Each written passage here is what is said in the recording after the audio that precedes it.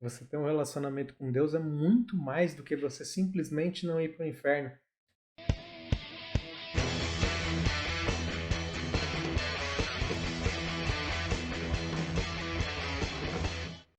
Entrando mais agora na nossa aula Segurança em Cristo, eu quero fazer uma breve revisão com vocês do que a gente já viu nesse semestre. Eu quero revisar rapidamente algumas coisinhas aqui que a gente viu, porque tem uma sequência.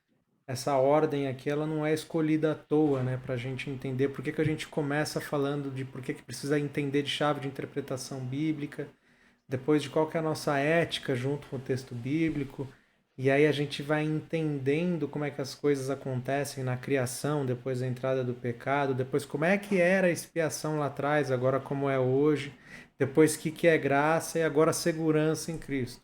Nós vimos a questão da criação, nós vimos o projeto que Deus fez quando ele coloca o homem no jardim do Éden, e era tudo lindo, maravilhoso.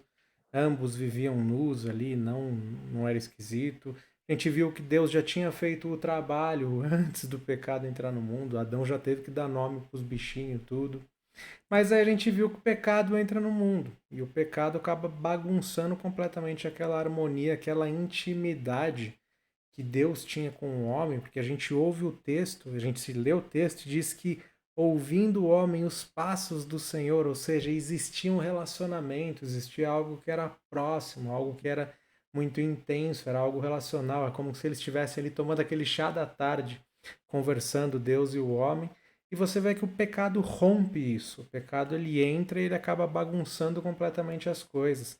E aí por conta disso a gente vai ter a morte. A morte ela entra no mundo por conta disso. E a gente viu nas aulas que a gente falou sobre pecado, sobre a morte física, a morte espiritual e a morte eterna. Nós vimos essas três consequências e dividimos cada uma delas para entender o que cada uma significava, né? Mas não tem jeito, o salário do pecado vai ser a morte, não tem escapatória. E a gente viu também que pecar, essa definição aqui do Erickson, ele vai dizer que pecar é deixar de viver à altura do que Deus espera de nós, seja em ato, pensamento, condição do nosso ser. Ou seja, pecar é errar o alvo e o alvo que é estabelecido por Deus. Isso que é o pecado. O pecado ele acaba nos destruindo, acaba nos separando de Deus, né?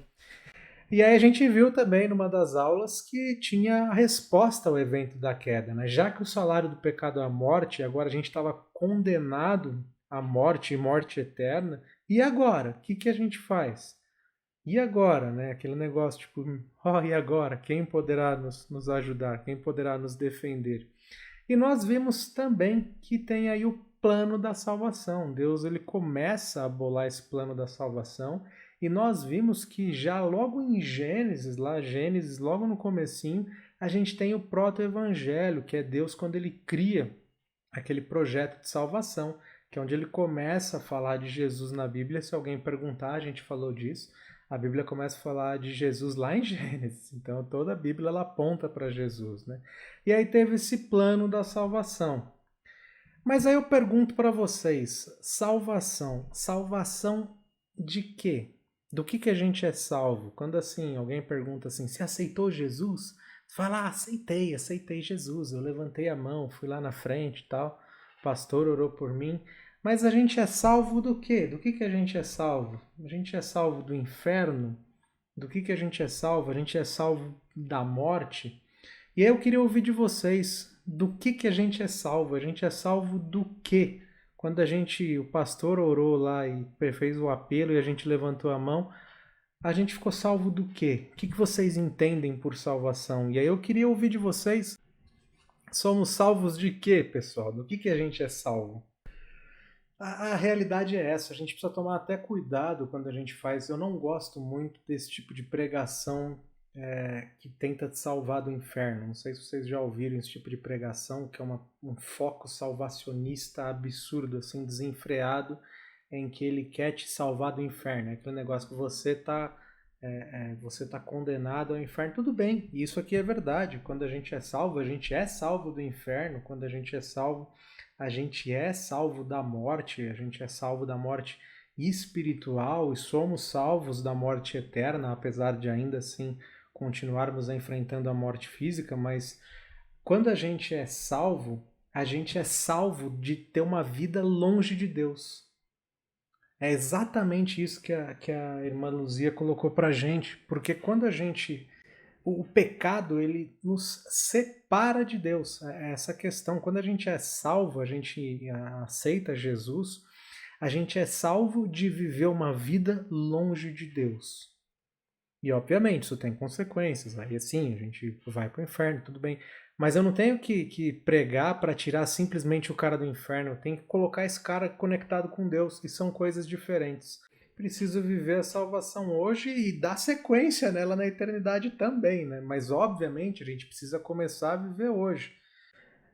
Mas é muito mais do que simplesmente eu deixar de ir para o inferno. É eu passar a ter um relacionamento com Deus. E você pode falar, mas é a mesma coisa. Não é.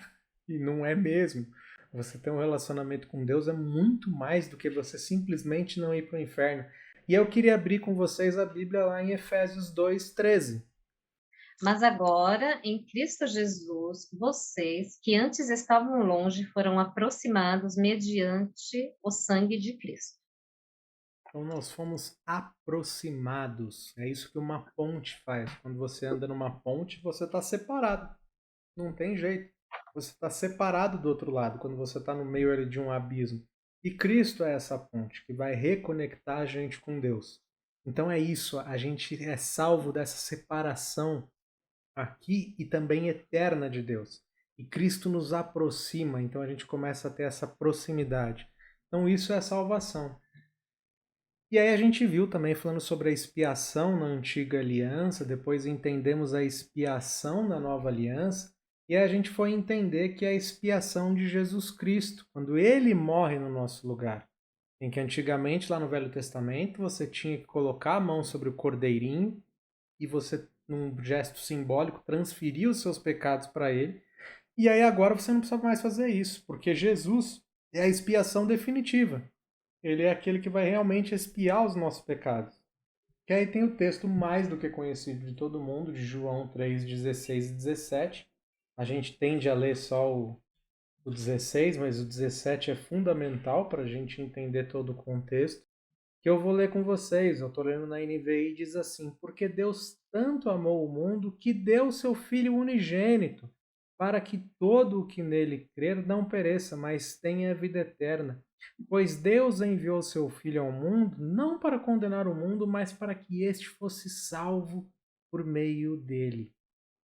Então, essa é a expiação de Jesus, né? Ele morre no nosso lugar, ele paga a nossa dívida, como se eu devesse para alguém e aí chega uma outra pessoa e paga a minha dívida. Eu não devo mais.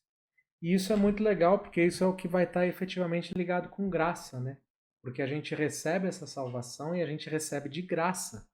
Então aqui a gente fala um pouquinho sobre a questão da graça vertical, que é a graça de Deus colocando essa graça pra gente. E eu quero ler com vocês lá em Romanos. Lucas, Oi, pode Lu, falar. essa é a justiça de Deus, tá certo? Essa é a justiça de Deus. Tipo Parece assim, ser injusto. em que Só que sentido?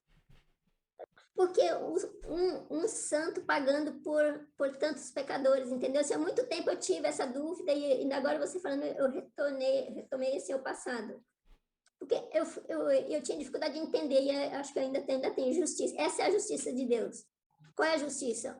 Um pagando por todos, entendeu? Não é injusto com Jesus. O que você me falaria sobre isso? A gente não pode esquecer que Jesus é Deus, né? Então ele, quando faz isso, ele faz com ele mesmo, né? A gente pode, sim, achar em alguns momentos que isso é injusto. Eu não merecia isso, que nós não merecíamos isso. E a partir do momento que a gente achar que isso é justo, tem alguma coisa muito errada com a gente. A partir do momento que a gente fala assim, não, esse sacrifício aí é justo, tá certinho, tem alguma coisa muito errada com a gente.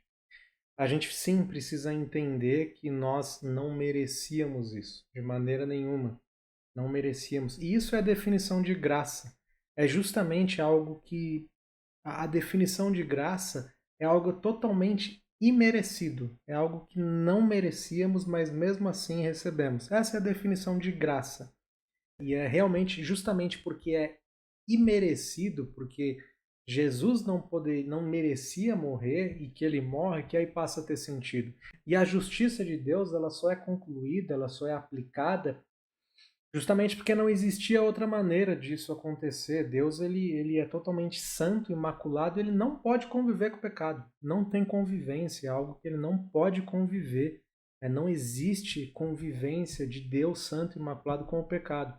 Então, o que ele precisa fazer para que a gente continuasse tendo esse contato com ele? Para que a gente pudesse ter aí de novo contato com Deus, que a gente pudesse retomar aquilo que a gente tinha no Éden, que é de poder ouvir os passos do Senhor. Agora que o pecado entra no mundo, está manchado. É aquele negócio, você pega uma parede extremamente branca, se tem um pontinho preto na parede, ela já não está mais branca, tem um pontinho preto. Então não pode haver esse pontinho preto, não pode haver o pecado em comunhão com Deus. E aí o que ele faz? Ele toma a única decisão que poderia resolver esse problema, que é o quê?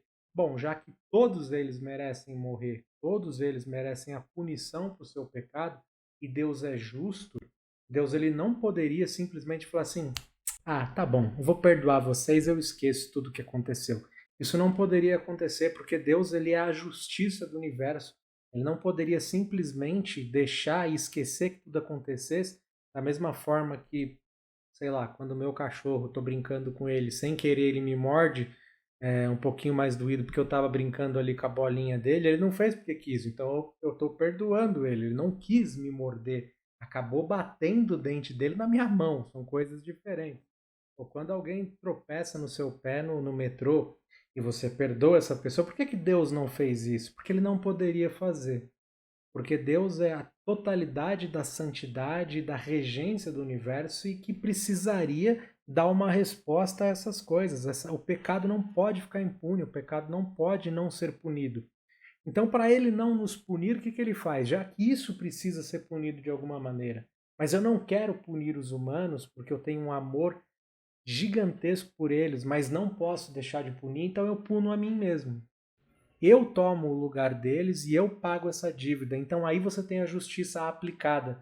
E aí você tem a justiça aplicada em Jesus na crucificação, em que ele está pagando pelos teus pecados, pelos meus pecados, pelos nossos pecados e todos os pecados de toda a humanidade que já existiu, que existe hoje e que vai existir no futuro. Então esse é o sacrifício supremo de Jesus. E é isso que a gente tem ali na cruz, é isso que existe ali na cruz.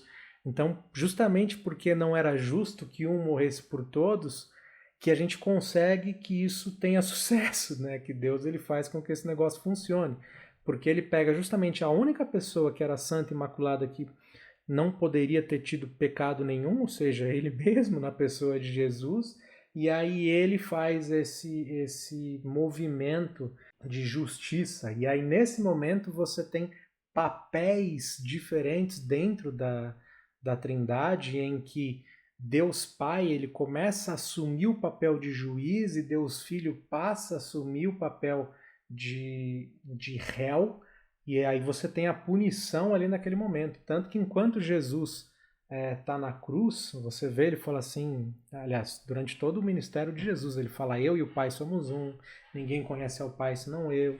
Então assim, para eu, Pai, Pai, Pai, Pai, toda hora Jesus está falando Pai. Pai, se possível, afasta de mim esse cálice. Até na cruz, quando ele já está pregado, ele fala assim: Pai, perdoam-lhe os pecados, porque eles não sabem o que estão fazendo. Mas tem um momento em que Jesus não chama mais Deus Pai de Pai. Ele vai dizer assim: Deus meu, por que me abandonaste? Que é aquele lama, lama, sabachthani que a gente tem lá no texto. Nesse momento, Deus Pai ele está aplicando ali a justiça de Deus sobre Jesus. Então eles têm essa separação de papéis dentro da Trindade. E aí logo depois em que a gente tem a expiação, você vê de novo a conexão dos dois. Jesus fala assim: Pai, nas tuas mãos eu entrego meu espírito. Então aí voltou a ter de novo aquela conexão normal em que você teve o salário do pecado, que era a morte, sendo pago, e a justiça de Deus se efetiva naquele momento, na crucificação, na expiação. Então o Cordeiro de Deus imaculado, santo, sem pecado, morre no nosso lugar. E é por isso que faz sentido e é por isso que dá certo. Precisa a graça para entender. Tem uma frase do Pastor Hélio que eu acho lindíssima, que ele fala assim: eu não acreditaria num Deus que coubesse na minha mente. É um negócio bem, bem interessante, porque se eu consigo entender Deus, para que Deus? Mas vamos ler lá o texto de Romanos 6, 23, que é um texto bem legal, que demonstra para a gente essa questão da graça. Diz assim: pois o salário do pecado é a morte, mas o dom gratuito de Deus é a vida eterna em Cristo Jesus, nosso Senhor. De novo, é um dom gratuito, é de graça. Isso é graça, você não está pagando por ela, você não merece, mas você está recebendo. Tem um outro texto bem legal que está lá em Tito, que vai dizer assim: porque a graça de Deus se manifestou salvadora a todos os homens. Porque a graça de Deus se manifestou salvadora a todos os homens. Então, de novo, é graça se manifestando. E aí um outro texto lá de 2 Coríntios. Pois vocês conhecem a graça de nosso Senhor Jesus Cristo, que sendo rico se fez pobre por amor de vocês, para que por meio da sua pobreza vocês se tornassem ricos. Então Deus, que era santo, se faz pecado por nós, para que nós, pecadores, por amor, nós pecadores, pudéssemos ser santificados. E aí agora nós somos santificados. Deus nos vê como santos. É um negócio agora posicional. Então nós que antes tínhamos uma posição de pecadores, deixamos de ter essa posição de pecador. Porque agora a nossa dívida está paga. Aquele negócio, você está devendo lá, seu nome vai para o Serasa, para o SPC e tal, você está com o nome sujo no mercado. Aí você quita a sua dívida, você já não tem mais o nome sujo no mercado. Você está com o nome limpo. Então é mais ou menos nesse exemplo bem simplório, é algo mais ou menos assim. Então a nossa posição diante de Deus, ainda que permanecemos pecadores, porque permanecemos pecadores, continuamos sendo pecadores, mesmo depois da salvação, continuamos pecando e pecamos todos os dias, mas agora, posicionalmente, Deus não nos vê mais como pecadores, não nos vê como santificados, porque o sangue de Jesus pagou essa dívida. Somos justificados, porque Deus aplicou a sua justiça. Então é muito interessante essa questão da graça. E aí um outro texto bem legal de Efésios 2:8. E eu quero que alguém lê, né? Porque só eu estou lendo. Alguém me ajude aí, vai. Enquanto eu bebo minha aguinha. Efésios 2:8 e 9. Pois vocês são salvos pela graça, por meio da fé. E isto não vem de vocês, é dom de Deus, não por obras, para que ninguém se glorie. Então nós temos aí de novo um outro texto que vai enfatizar que essa salvação, essa reconexão com Deus, essa expiação de pecados através de Jesus, é simplesmente graça. Não existe absolutamente nada que a gente possa fazer para merecer esse negócio. Não tem jeito. É Deus que dá, porque Ele quis dar, porque Ele nos ama. Ele deu porque quis, não porque a gente merecia. E aí tem esse processo, né? Então, como é que ocorre essa salvação? E aí a gente vai ler 3 textinhos aqui, e eu vou começar lendo o texto de Romanos, e aí alguém abre lá em 1 João. Como é que é esse processo de salvação, né? A irmã Luzia estava falando como é que a gente consegue pregar, né? E como é que funciona esse processo, como é que a gente pode saber da salvação, qual que é esse processo, né? A própria Bíblia responde isso. E às vezes é mais simples do que a gente imagina. Ela fala assim: se você confessar com a sua boca que Jesus é Senhor e crer em seu coração que Deus o ressuscitou dentre os mortos, será salvo. Ou seja, envolve confessar que Jesus é o Senhor, crendo no nosso coração que ele ressuscitou, ou seja, que ele não simplesmente morreu e foi um mártir, mas que ele ressuscitou. Aí a gente vai ver que o resultado é simples: será salvo. Se confessarmos os nossos pecados, ele é fiel e justo para perdoar os nossos pecados e nos purificar de toda injustiça. Ou seja, envolve confissão, tem que confessar os nossos pecados. Confessar para quem? Para um padre, para um pastor? Não, tem que confessar para Deus, tem que confessar para próprio Deus. Lê aí para gente o 4 agora, então, Miriam. Foi assim que Deus manifestou seu amor entre nós. Enviou seu Filho unigênito ao mundo para que pudéssemos viver por meio dele. Nisto consiste o amor, não em que nós tenhamos amado a Deus, mas em que ele nos amou e enviou seu Filho como propiciação pelos nossos pecados. Então essa é a questão, Deus ele resolve nos salvar, não porque a gente merecesse, mas ele resolve fazer isso. E aí como que ele faz isso? É através de Jesus. É Jesus que vai expiando os nossos pecados. Então é assim que nós somos salvos. A salvação é essa progressão. Envolve mente, envolve fé, envolve a gente ser tocado ali pelo Espírito Santo e a gente reconhecer que Jesus é Deus, que Ele morreu no meu lugar, que eu não merecia nada além de morte e punição, mas que Deus Ele escolhe morrer no meu lugar, Ele escolhe pagar minha dívida. E eu reconheço que Jesus morre no meu lugar, que Ele ressuscita, e eu confesso os meus pecados, eu aceito essa salvação. Isso é a salvação, esse é o plano da salvação.